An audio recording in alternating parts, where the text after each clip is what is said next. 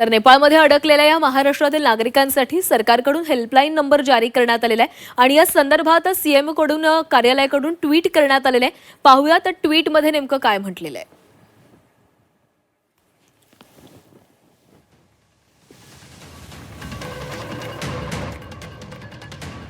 नेपाळमध्ये निर्माण झालेल्या पूरस्थितीमुळे महाराष्ट्रातील नागरिकांसाठी हेल्पलाईन नंबर्स जारी करण्यात येत आहेत।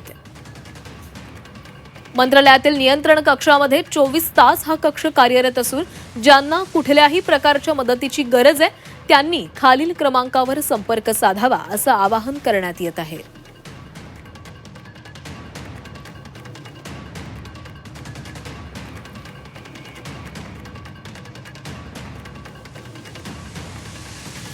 तर राज्य नियंत्रण कक्ष हेल्पलाईन नंबर आहे 1070 हा टोल फ्री क्रमांक आहे।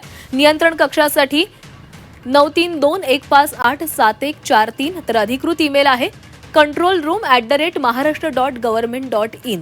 महाराष्ट्रातील नागरिक कुठे अडकले असतील तर त्यांनी खालील लिंकवर आपली माहिती अपलोड करावी आणि यासाठी जी लिंक दिलेली आहे ती म्हणजे geospatial.mahassocio.in सहाय 88